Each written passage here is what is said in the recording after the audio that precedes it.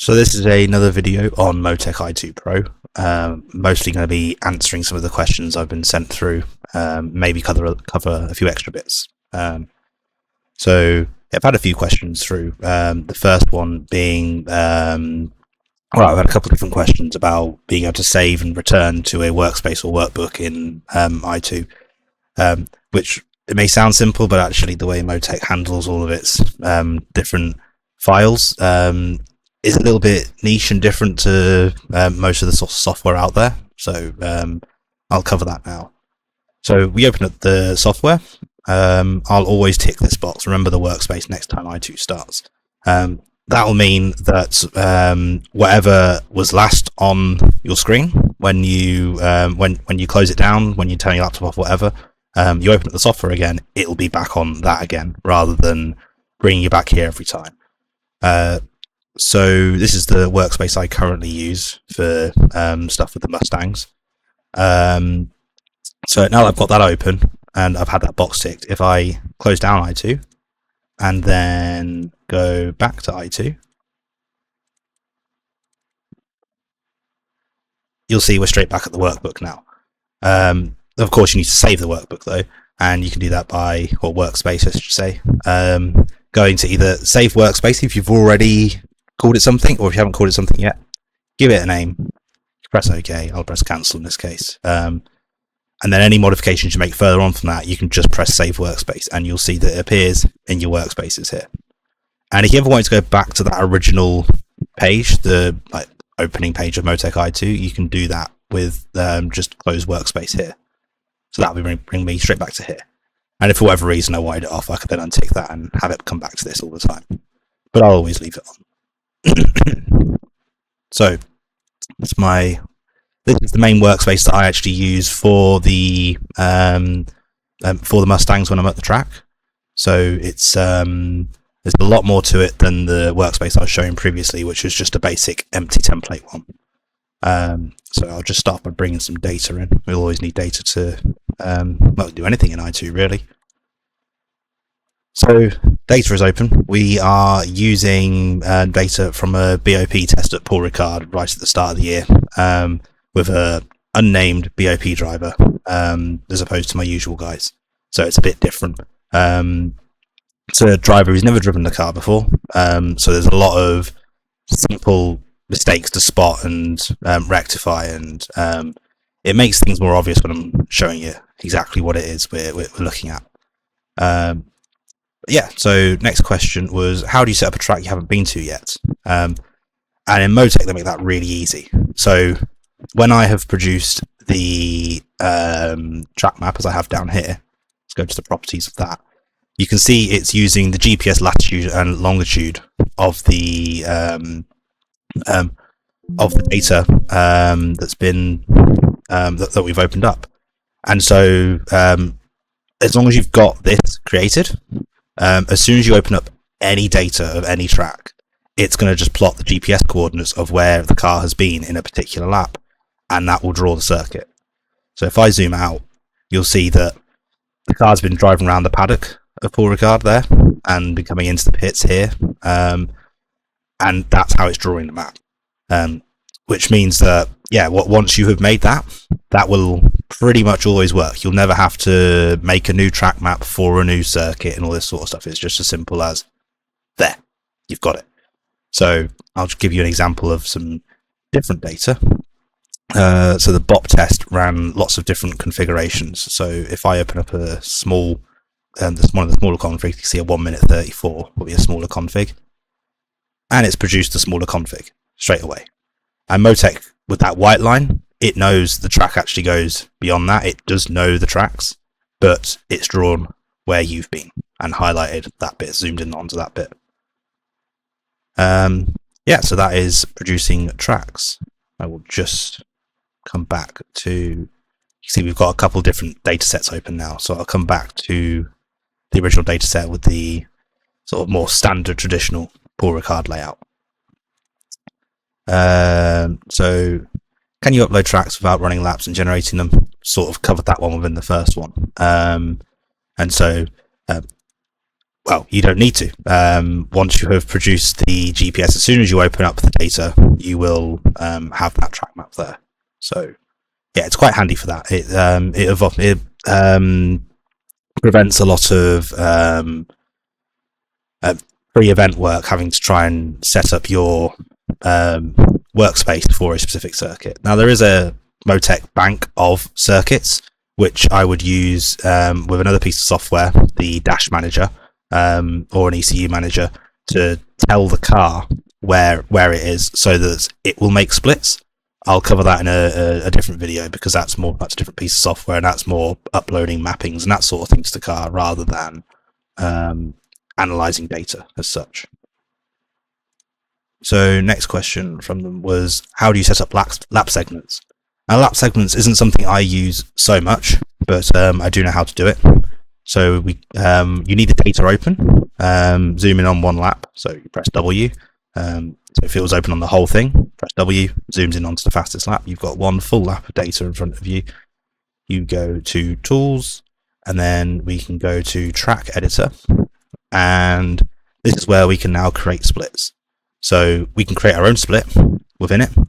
We can just keep clicking and add more and more splits, and then you can edit those based on start and end distances and all this stuff, and you can drag it around and all those things and do it manually. Or a much more convenient way of doing it is this generate sections down here. So in order to generate it effectively, generate a sector effectively, you need to define these criteria. The first one being the turn threshold factor, and so it says up there what it is. But essentially, the lower the number, the more sectors you're going to have. It's going to split up the corner into lots of little bits more. It's being more picky on what isn't a corner, whereas you up it a bit, it's going to be more, you're going to have less sectors. So 75% I found is sort of about right. Maybe I'll change it to 80. Minimum straight distance is very self-explanatory. The minimum length of not steering that the data sees before it will go, yeah, that's now a straight. So 100 meters, it's a bit short. Maybe I'd give that more like 200 or so. And then minimum turn distance, 50 meters. It's okay, it's acceptable. So I'll press OK, and we will see what it generates in terms of a sector. So it's missed out some bits. It's generated a random little sector in the middle of a corner there. So you could go through and delete that mini sector if we just find it. Yeah, we can delete that one like this, and we can go through and edit it, or you can manually add and manually remove, whatever you want to do. But yeah, you've generated your sectors like that. Once all that is done, we can then press OK, and you'll see at the top, as we run through the lap, we're now seeing roughly where we're at. Obviously, these are sort of wrong. It needs to be much more fine-tuned than that. It's not even counted the chicane as a corner. But yeah, that is the basics of generating sectors in MoTeC i2 Pro. So the next question was, what other data channels might be analyzed together? So this is when I was talking about how I have it overlaid here with throttle and brake on the same group, if you like. So I can see sort of what's happening with the pedals. And so with our bop driver in the car, there's a couple glaringly obvious issues with his driving technique. It's his first time driving the car. There's going to be things that he's acclimatizing to, for sure. So yeah, I'll always have my throttle and brake overlaid together like this. Another thing I didn't have in the previous video, but do have now on my main workbook, is the clutch pressure on the same sort of page as my throttle and brake. And you can see there's a little blip of it here where he is riding the clutch on throttle application, which is bad. So there's another little thing I'll always group together. Other things I'm just looking at channels wise when analyzing a lap. Steering angle is a really good one to always be looking at. You can see here when we look at his steering angle, he's just he feels he's having a moment and isn't, and he's sort of trying to correct it, or he genuinely is struggling with the car that much, for whatever reason, setup wise, tyres, whatever it might be. But yeah, it's another interesting one to look at. So you can see pretty much all the ways he's trailing off the brakes. He's having little corrections, coming back to basically no steering angle and back in, back out, back in, back out. And as he applies the throttle, he's having a few little snaps. Nothing too major, but some little ones there. There's a lot more examples of that. Again, on the brakes, he does a similar thing. But then, like I say, this is a brand new driver to the car, so it's just like his third ever lap in the car. So he's feeling out what the car can do, what it's capable of, where the limit is, I guess. So the steering angle is always a really good one for that, and it might explain why a driver isn't getting back to throttle. If you can see he's got a massive amount of opposite lock on, then that's why he's not getting back to throttle. So you wouldn't say, I need to get back to throttle sooner. It's obvious why he was having a moment. If he put the throttle on, he'd have spun around or whatever it is. If he's at a lift, you can see why that might be based on the steering angle as well. So corrected speed on its own isn't incredibly useful to look at. It tells you what sort of top speed your guy's hitting. Cool. But you have nothing to compare that to. But if we go to our little data tab and we choose a second lap, we can overlay it, and then the corrected speed becomes incredibly useful. So we're looking at the fastest lap in colour and the lap afterwards in white. And so if we zoom in on this straight here, you can see that as on his slightly slower lap, looking at the map, as he's coming around the left onto the first section of straight, he's had to have a big lift. Maybe he's gone wide, he's on the curves, maybe he's had a bit of a moment. You see there's a big lift there, and in fact he's on the brakes. You can see a little blip of brake there, so he's both on throttle still and on the brakes. Not ideal. But yeah, he's had this big lift, and that's then highlighted this difference in our speed. We can see that on his fast lap, he's kept full throttle, and he just carried that along. And we can click anywhere along this sort of difference between the two, and we can see that it's about 10k different, and we lose that. Obviously, they gradually converge towards each other, but he's down for the whole length of straight. The corrected speed is a really nice, easy one. If you're talking to two different drivers, trying to tell them what's right and what's wrong into a corner, if you see that one guy is carrying more in, then it's as simple as saying, yeah, the other guy carried more in. Now, that could be because of a million different factors. There could be a setup change in there. There could be different tyres. Could be different fuel loads and things like that. But if it's roughly similar, then you could say, okay, he was able to carry more in there, but did he then lose later? And would it actually go to carry less in? And you can get all that just from your speed trace. Try and see if we've got any other examples in here. A little one here. Yeah, we can see in between the final two corners here. So just before the final corner, that's on his slower lap, he carries more speed mid-corner. It's not much, but if we zoom right in, we'll be able to get a bit of a clearer idea. There we go. You can see a clear difference in that he's able to carry about 8k or so. Yeah, 8k more in the mid-corner. So we now know he can carry more there, which is another sort of easy win for a driver, just to be looking at speed and be able to point out that there's more here, there's more there, and take a bit less here in order to get a bit more there, that sort of thing. There's a lot we can get just from speed. I'm always looking at gears as well. That's a quick one. Before I even talk to my drivers, go through data for the first, after the first, as soon as they're back from a session, I'll look at gears and I'll try and spot anywhere people are doing different things. So you can see before the chicane that, well, he's shifting later. So maybe there's something in that. Maybe he shifted a bit early, and we could look at our RPMs down here to make sure he is reaching the optimal shift point before shifting, or he's not holding the revs too long, or whatever it is that he's doing. You can see a difference over here if we zoom in, where on his slower lap he takes fifth gear much earlier, and then shifts down later, and in fact goes down to first gear, whereas in the faster lap he doesn't go down to first gear until the next corner. So there's another thing to point out there, and you could analyze the rest of the data and delta to work out whether it was actually faster or not. Doesn't exactly look it. Maybe he's carried slightly more in on the brakes on the approach to the corner, and then he's shifted down all the way to first, and he's just slower. You can see all of this corrected speed correlates to time loss. If I bring up the delta, the variance, you can see he's under, so he's improving on his fastest lap, and then he comes in a bit late on the brakes and just can't carry enough speed mid corner.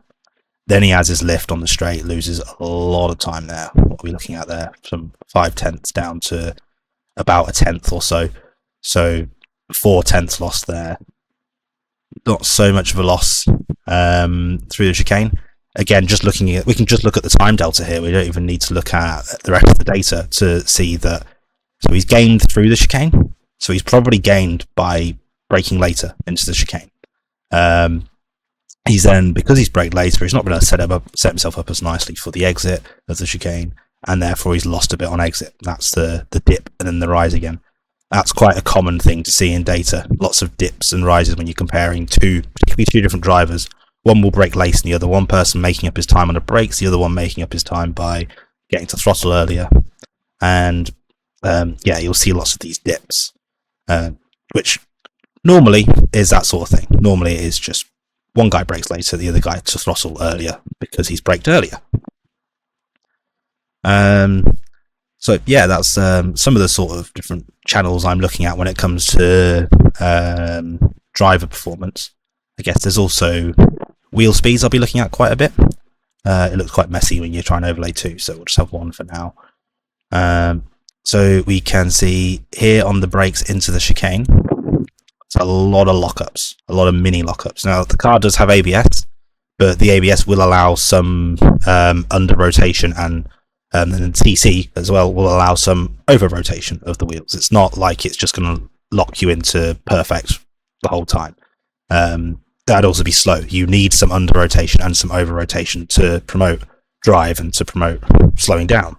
You need that. So we can see he's having some big lockups here into braking. Well, relatively big lockups. Let's just try and get it zoomed in nicely. So we're looking at different colours here. Maybe I should change some of the colours. It's not so clear for everybody, but we can see the yellow and the green. So both the fronts drop out by quite a bit. So while the rears are still doing 200k, the fronts have dropped down to 150k. And the car, I mean, ignore the sort of corrected speed in this situation. The car, when it's not locking up, is doing 210k. So the actual chassis itself is moving at 210k. Meanwhile, the wheels are moving 50k, or even 60k, less than that at that point in time. It's going down to 140k. So some lockups there, and you can see ABS is active and bringing his brake pressure down artificially with the ABS unit to prevent a further lockup, if you like. So yeah, lots of little lockups, and then also you can see a little bit of orange there, so a little bit of the rear left locking up as well. So a lot of things you can talk to the driver about there. ABS position for a start. If you're getting lockups like this, do you need to have more support, or is the support just being too aggressive? Is it allowing, well, it's like no ABS intervention, then you have a lockup and it intervenes really aggressively? Lots of different things you can do, talking to driver about ABS mappings, and whether you yourself are developing the ABS maps and can then create something custom for them, or you've just got a set number of maps, normally like 10 different mappings. You could then look at what those different mappings do to tell the driver where, or suggest to the driver where they should go mapping wise. Another thing you could be looking at based on a lot of front lockups here is maybe the brake bias needs to be moved further backwards. Like, sure, we've got the tiny lockup on the rear left, but it's essentially nothing. It's not really worth talking about. It's a couple kilometers an hour off what the car is doing. So I wouldn't be concerned that we're going to lock up the rears too much. So maybe you move the brake bias a bit more rearward. It's something to suggest to the driver. And if they're complaining that the car is, say, pushing on into a corner, then certainly going a bit more rearward on the brake bias would allow that car to rotate a little bit more under brakes, and get the car pointed in the right direction for the corner. So you'll see things on this on the data, and that will then all correlate into the feedback of the driver, and then you can make a decision on what you're going to do setup wise or mapping wise or whatever it might be. So yeah, that's another thing I'll be looking at quite regularly, particularly for drivers complaining of locking. I'll make sure they are actually getting it.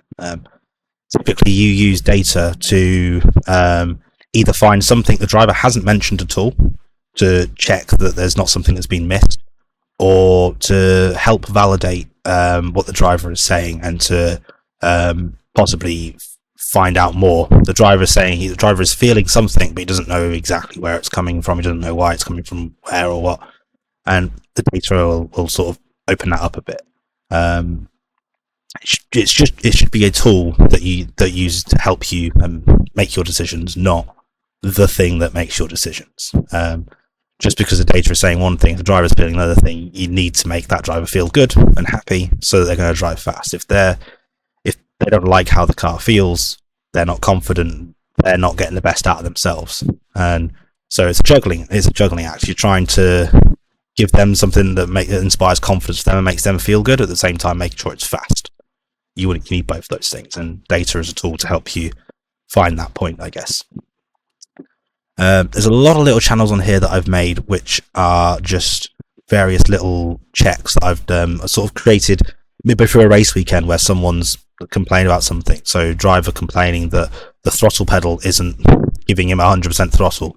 That's just this is just a check of that, and we did always have 100% throttle, even little dropouts like this where we've got a 99.8% throttle on the sensor. There is a sort of a soft limit on the throttle valves, throttle bodies, so that we're always at that. 88% is like as open as you get, so I'm not concerned there. And then we've got a nominal position there. I know I can just do that as a quick check, make sure we are all good. A couple other little ones on here that I'll be using. Gear pot, so more a reliability sort of thing. But if I see a driver or if a driver complains that he had a misshift, he shifted into a false neutral or something like that, I can open up this page. I can look at, these are all my gear voltages across the lap, and I'll have a notepad of what each voltage should be for each gear. So I can go, okay, he had a problem in, I don't know, he had a problem in 5th gear or something. So we're in 5th gear here, and I can check that voltage matches up with that voltage. And what I'll do, just to be sure, is I'll check each gear. I'll go from reverse all the way up to 6th gear, and I'll check that all of them are within tolerance. And if they're not, then it's either a case of replacing that gear part, or it's a case of just loosening off the gear pot, twisting it ever so slightly, so you'd have a mechanic under the car doing that while you're looking at the data live coming off the car to check that you can get neutral or whatever gear you're currently in bang on correct, and then from there everything sort of syncs up again. Another one that I'm looking at is my vibration plot. It's a really quick one to look at. All I have to do is make sure the whole data channel is open, and you're just looking for a nice linear curve between frequency and magnitude, just to check that there isn't some weird vibration at a certain frequency or a certain magnitude of the car. And then if there was, it wouldn't exactly tell you where it is, but it tells you there is one. And so then you go, okay, is there a flat spot on my tyres? Have we got a puncture? Is there something wrong with the chassis of the car? Have we hit a curve and caused some damage? But it gives you that sort of heads up of, if I saw a spike in this nice and smooth, there's no problems. But if I saw a sudden spike in it somewhere, I'd go straight to my mechanics and to my tyre guys, and I'd be trying to find where this vibrations come from. Odometer, really simple. It just tells me where the lifing of the car is. It just tells me the kilometres of what the car's done at that. Over its whole life, it's useful for lifing. At the end of a race weekend, I can just click on it, find out what it's done, and that's that. Crankcase pressure, not really something I have to look at now, thankfully. ice pedal. One of my drivers would always complain of ice pedal, particularly in the wet. They'd hit the brake, and once ABS sort of intervenes, it would basically give him no deceleration. It'd take away all his braking performance because the car thinks it's just going to lock up because it is that wet. And so I was using this to prove his point. I would find a major braking zone, and I would just see we've got his which way around are we? His longitudinal acceleration here. So obviously he's got very little because he's already at pretty much top speed. He hits the brakes, and then he gets a massive amount of deceleration. So you can see he pulls 1.6 G in this instance. And I can just check that as ABS is intervening, it's not just taking all that away from him. You can see the ABS here is giving him some level of change of deceleration, if you like, or reduction of deceleration, but it's not significant. But in the wet, if you're on the wrong mapping and that sort of thing, you can get that. And so it's another thing I'm sort of always have sat there just in case a driver mentions those words again, and I can have a look and just validate that what they're saying is correct and it's not something else causing the issue. So that's all I'm really looking at for driver things. That's a bit of a long-winded answer. There we go. What drives the decision-making process for car setup? So data is like I've sort of covered earlier. It's part of it's a tool that you use to help make a decision, but it shouldn't be what makes your decision. It's more something for validation and for helping identify a problem, more so than being the actual drive. So if I was coming up to a race weekend and I knew that the previous season we'd been there or we'd been there in testing, absolutely I'm looking for all the data that I can to try and find anything that might lead to a final setup of the car. So if I see that consistently the drivers are pushing on in the data, they're missing apexes, or they're constantly fighting the wheels, there's constantly little corrections like you can see here, then that gives you a bit of a guide as to how the car was handling. And obviously I'll have the setup of the car from this point in time, so the test or previous season's data, and I can go, okay, based on that I'd try and give him a little bit less rotation or a little bit more rotation or whatever it is, tweaking all the different things we have on the car. How do you read and analyze data? What are the things to look out for?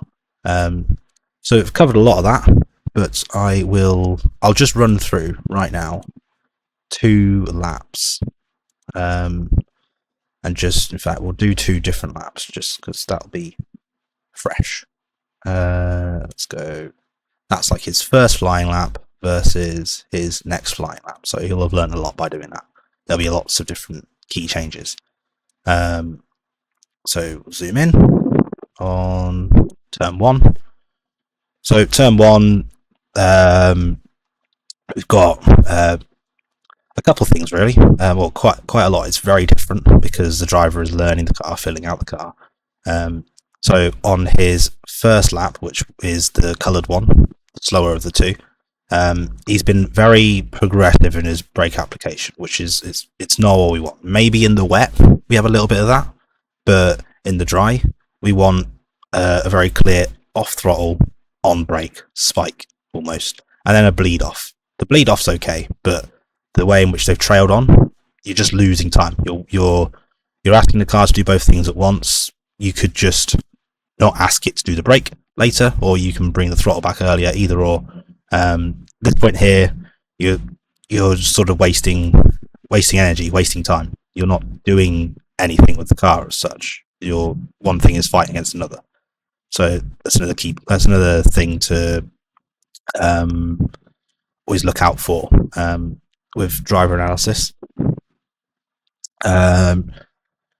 So onto the brakes into turn 1. The second lap, much higher peak brake pressure, quite a bit later. He has another blip of throttle here, which is very odd. Could even just be slip of his foot at that point because he's hard on the brakes, and you can see here he's applied a bit of throttle, which will push him on. So another thing to call out there, really.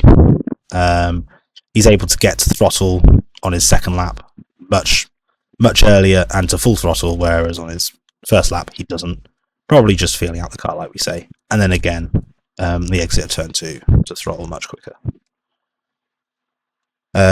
This bit is always messy to look at, so if in this case, given that I don't need to, I'm not going to look at it. We'll look at this chicane again, and I'll probably see a similar thing. So in this case, he's actually braked later on his first lap. Slightly more pressure, and a similar speed by minimum, by the minimum speed of the first half of the chicane. And he's done almost an identical thing, really. There's not, the only difference really there is that on his second lap, he's faster with 2 laps in white. This is him getting back to throttle here. He's been able to give it more of a squirt of throttle. He's been able to carry a bit more between the 2 chicanes.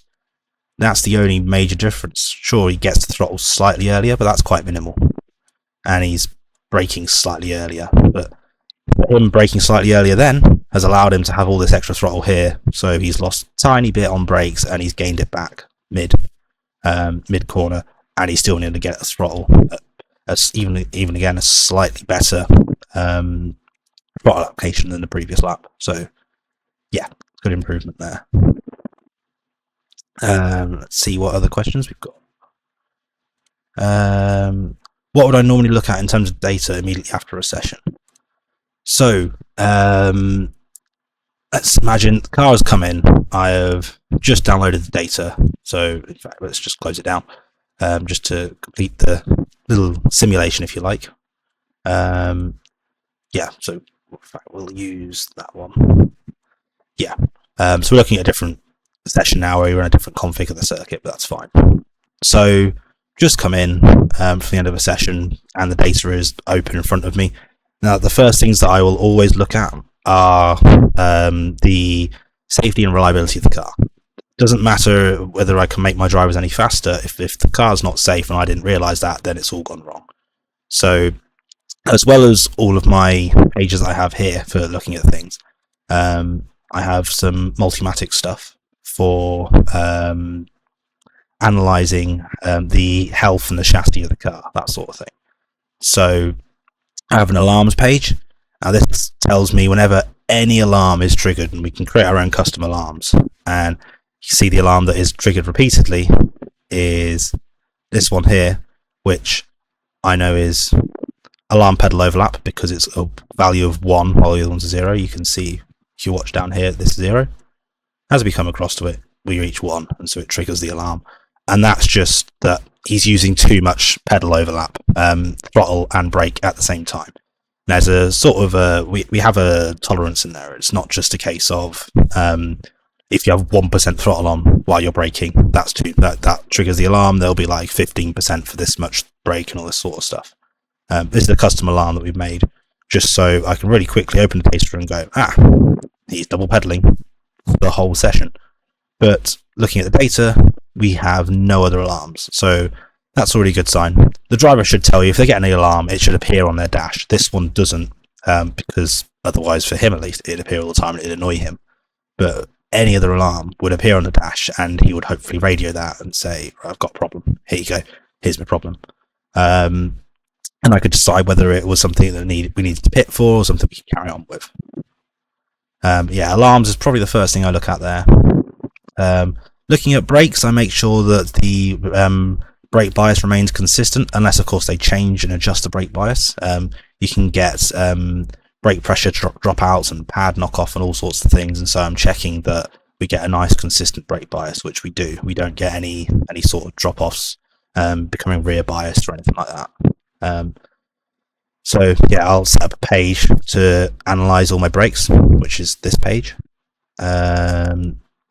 Engine, I look at all the different engine parameters of pressures and temperatures. So we've got water temp, cylinder head temp.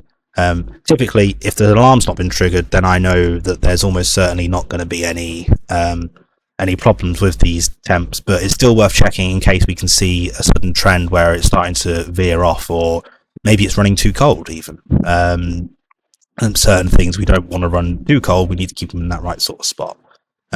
I'm also checking things like diff temp here. I can see when the diff pump is required, and I can check that when the diff pump is required, when it's triggered, that it's actually working correctly and is pumping and keeping everything cool. And then when the diff fan became required, I could check that was triggered. It never gets triggered here because we don't run for long enough and it's not a hot enough day, but still, a thing worth checking. And I've got a little oil pressure plot. Because oil pressure is sort of a little bit it's so heavily related to your engine RPMs as well as the oil temperature, rather than just looking at a line and going, yep, we had oil pressure. It's quite good to plot it this way, so I can see that as RPMs increase, oil pressure increases, and I can make sure that it increases to a healthy level. And if I had any sort of dropouts at any point, I'd see little dots down here, and I could say, oh, we've had low oil pressure at a high RPM. We need to check the oil level, we need to check the condition of the oil, so on and so forth. That sort of thing. We had a little one drop out there, but it's hardly, it's not much, 2,500 RPM or so. Still got 3 bar. That's still healthy. That's still okay. So I wouldn't even mention that. Gearbox temp, looking at very similar things again.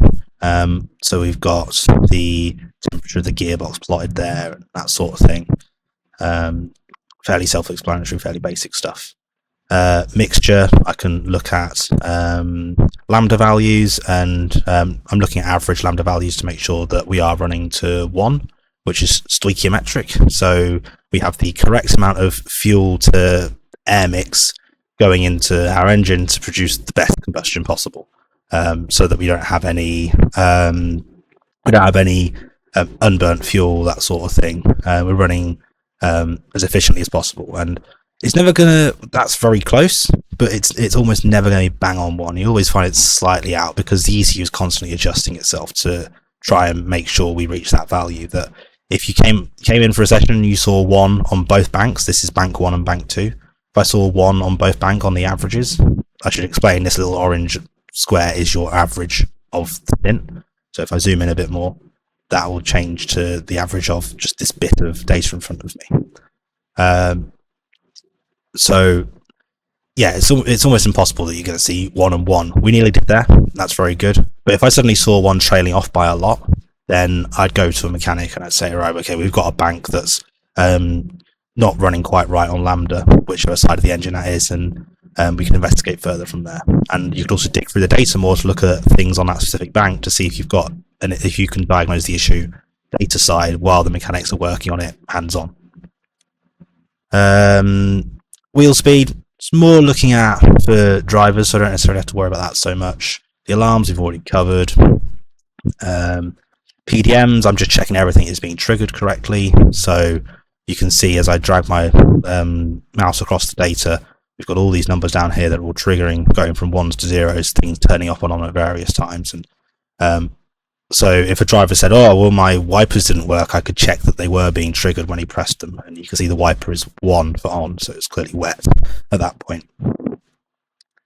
And there's 2 PDMs, and so I'll be looking at the PDM here, check that everything's being triggered, turning off and on at the right times. There's not much that happens here. Most of these things either stay off or on for a full stint. Brake efficiency is a very nice one to look at. It shows me the acceleration or deceleration versus the brake pressure. So the more negative a value, the more deceleration you get, more peak deceleration.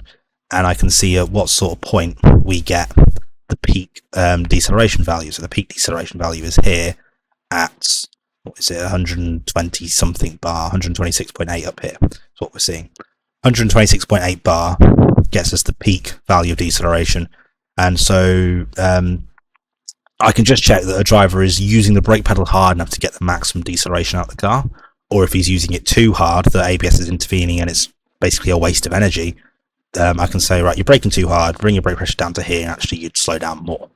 It's a nice graphic example of that.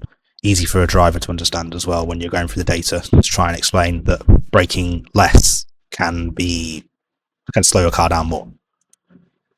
Diff, I've got a bunch of different ways of showing how the diff is acting. It looks a bit weird, partly because we're in the wet, partly because we've just got a new driver in the car, so none of this data is driving the car anywhere near the limit, really.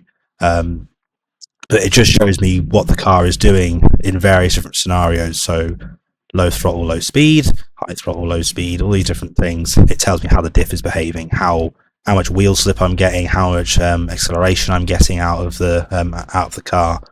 And I can use this both to check that the diff is behaving correctly, but also to explain to a driver why he might be feeling a certain thing.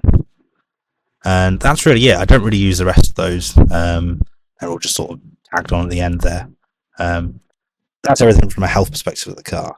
And then I'll go through everything data-wise, as I've already sort of covered. I'll have a quick look at the data myself, comparing, say, the fastest lap of one driver versus the fastest lap of another, and try and make some key points myself. And then I'll sit down with my drivers afterwards and run through data with them. And if they've got any questions, we can dig into it further from there. Yeah, that really is about it in terms of how I'd run through like immediately after a session. There's a lot of channels here that I'll dig through in my own time, maybe at the end of a day, once the drivers are gone and they're not wanting any more sort of data analysis and feedback and that sort of thing. I'll have a further dig through, see if I can find anything fancy myself. But yeah, on my day-to-day stuff, that's sort of what I'm looking at. So yeah, I think we've about covered all the questions there. So again, if you have any other questions, feel free to fire them over, and I'll do my best to answer them, either with another video or I will answer via text, email, whatever. Cheers.